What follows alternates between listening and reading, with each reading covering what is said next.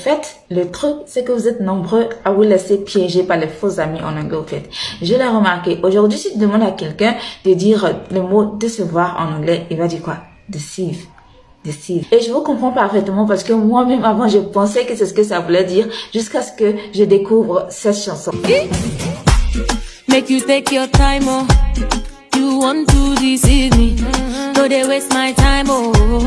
Les gars, c'est vraiment très important d'apprendre à travers les chansons. Parce que quand j'ai étudié cette chanson, je suis pas allée dans le dictionnaire pour chercher le mot, en fait. J'ai étudié la chanson, j'ai étudié le contexte et j'ai compris que deceive, en fait, ça veut dire tromper. Et je profite pour attirer votre attention sur la musique. C'est très important d'apprendre à travers la musique, tout comme à travers les films, pour pouvoir améliorer ton vocabulaire et ton accent anglais. Est-ce que tu vois? Avant de continuer, étudie cette vidéo. Only God can judge.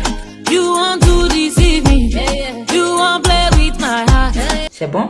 Donc, à présent, je sais que deceive ne veut pas dire décevoir, mais tromper. En matière de relations amoureuses, par exemple, tu me trompes, je te trompe, et c'est juste un exemple. Tu dois certainement te demander si deceive ne veut pas dire décevoir. Alors, quel est le verbe décevoir en anglais? Très bonne question. Décevoir, c'est ça. Disappoint.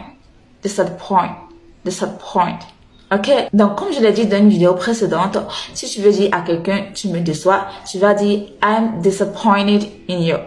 Donc là, tu vas pas dire I'm disappointed in you, I'm disappointed in you. Oh non, ne me dis pas que tu as pensé qu'il fallait dire you disappoint me. Je sais pas si ça se dit, mais en tout cas dans le bon anglais, I am disappointed in you. D'accord? Maintenant que tu connais le vrai sens de deceive et la vraie définition de décevoir en anglais, essaie de les utiliser dans tes phrases qui sont relatives à ta vie personnelle. N'écris pas dans ton cahier pour dire je vais le faire demain. Fais-le dès maintenant. Comme ça, tu vas pas oublier. D'accord? Est-ce que tu as appris quelque chose de nouveau dans cette vidéo? Laisse-moi savoir en commentaire. Si tu as quelque chose à partager avec tes amis, n'hésite pas à le laisser en commentaire. Je considère tous les commentaires et toutes les critiques possibles.